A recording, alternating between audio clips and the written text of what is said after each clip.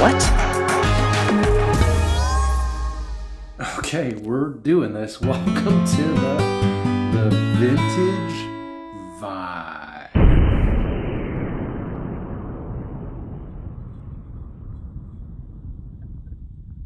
Yes, it is possible that I may have absolutely lost my mind. Pretty soon, they're going to come and take me away. However, bear with me, because this week we're going to do something a little bit different, a little fun, and we're going to take a peek at a whole bunch of different turntables. I've got a big, long reel to share with you, and we are going to do a little turntable shootout, and just for the heck of it, we're throwing in the famous record chewer, the Victrola. Yes, in plum crazy purple. Now, if that doesn't excite you, I don't know what will. All that and a whole bunch more right here on the Vintage Vibe. Stick around.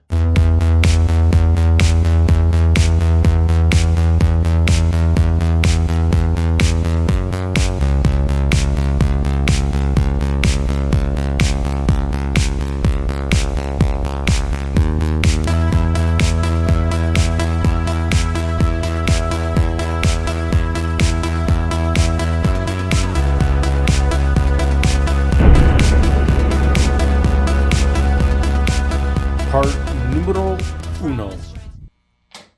Now, with all of that, where do we start? I mean, we've got turntables from the 70s. We got turntables from the 80s. Heck, we've got the Denon DPA-100, which would have been around 2010, 2011. So we're comparing belt drive, direct drive, idler. It almost seems unfair. So, kind of rethought this video a little bit. I think what we're going to do is we're going to look at these turntables independently for really what they are, given the time period, and we'll talk a little bit about some of their tributes and strengths, certain things to look out for if you happen to purchase one, what you can expect to pay for one. We'll definitely do a little comparative between all of them because that's always fun, but it is kind of like really comparing apples to oranges here. And we're going to start with the Denon because that's one of my favorites. I've had now over the years 3 of these DPA-100s. 4? I don't have one now, but I'd like to get another. Let's go take a peek at that one first. 2011 marked Denon's 100th anniversary year. And what better way to celebrate it than to release this beautiful statement piece, the DPA-100. Now, it features a 4-inch thick wooden plinth covered in a thick, heavy lacquer. You can see the 100th anniversary logo there, signifying that it was a limited edition piece. It was an instant favorite with collectors, and you could kind of see why. Now, the turntable features a special head shell, its unique champagne finished S-shaped tone arm, adjustments for easy adjustment of vertical tracking angle for optimized playback performance, and cartridge flexibility. Now, talking about cartridges, the DLA-100 low output moving coil cartridge had been removed in this case and replaced with a Shure moving magnet cartridge, which actually sounded quite good on the table. Now, I'll show you a couple features. We're going to turn it on, and right over here we've got our adjustment for 33 and 45 RPM. And I kind of like how the LED changes color. Now, the start and stop is done by this high performance AC motor. It's a torque monster. You can see how quickly it stops. Now, this motor is decoupled from the bass for reduced vibrations and better sound. Again, the direct drive motor with quartz lock is a highlight on this particular table. It features real high precision rotation. I mean, a speed variance of less than 0.002%. And like any great audiophile turntable, I mean, we just like hard work. Everything is absolutely manual. And would you expect anything different? Personally, I think it has to be one of the prettiest turntables out there, bar none, and functional. I mean, check out those heavy feet on the bass. Again, for reducing vibration, this thing does not react to footfall in your room at all. It's finely finished. It includes gold-plated RCA jacks, a detachable power cord, a removable hinge dust cover. I mean, they did a lot of things right on this turntable. That's for sure. Perhaps my biggest gripe is that of all 3 or 4 examples I've had, they eventually start to suffer from a discoloration of that lacquer finish. You don't notice it right now, but when the sun does hit it, it kind of goes, well, almost like an opaque kind of white milky color under the right light. But aside from that, Denon seemed to get everything else just right on this turntable. They even packaged the turntable in a nice 100th anniversary box. In fact, 2 boxes. Came with a 100th anniversary booklet explaining the history of the manufacturer, as well as a little card that was hand signed by the engineer that inspected your turntable. Little white gloves for your hands so you don't mark up and smear up the finish. It was, for me, probably one of the best turntables for the money, despite the fact that back in 2011 they were criticized for being too expensive at $2,500. In today's kind of age, you know, that's not a lot really for a good turntable, and a good turntable it is, with a nice dark background, good pace, lots of dynamics. And I think part of this is because of, again, the rigidity of the design of the turntable, the decoupled motor, the heavy feet on it, a silicone coated platter to reduce vibrations. I mean, there was a lot of thought put into high fidelity reproduction with this turntable. So again, the only thing I could really fault this turntable with is maybe that finish that eventually will kind of discolor just by, well, I guess the way it was originally kind of painted. It's just a fault, I think, in the lacquer, because after having 4 units now that have all had the same problem, I don't think it's a coincidence. So what can you expect to pay for one today? I don't think it would be unusual to pay anywhere between about $1,500 and $1,800 Canadian in 2024. Well, there you have it, and a tough act to follow. Now you might be thinking, if you liked it so much, why would you buy and sell this so many times? The reality is, there's money to be made sometimes on a DPA-100, and there's always another one to be found. Now here's another looker, Empire's 598 Mark III. Now, I just can't get over how gorgeous this turntable is. I mean, I'm godsmacked. I mean, that anodized finish is gorgeous. But this wasn't all about looks. This turntable was designed to outperform most broadcast turntables available at the time. Let's learn a little more. So let's talk about the 598.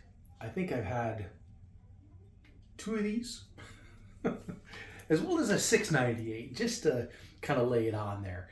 And again, another favorite turntable of mine when it comes to vintage type turntables. Let's take a peek at just what I had to do to get this thing up and running, as well as take a look at the overall design of the turntable next. Starting with, well, an interesting view or perspective, if you want to call it that. Well, there it is, the underside of an Empire 598 Mark III. I mean, who else is going to hold this turntable above their head and do this for you? Now, it didn't just start this way. Let me show you what I had to go through to get it to work. That was the turntable belt for one Empire 598. Probably the coolest turntable that came out in the 1970s.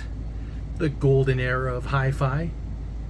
Now I know some of you are saying, well, that's the silver era. I mean, silver face receivers. Come on, John. Well, I'm going with golden because it's literally golden as my show, so that's what we're doing.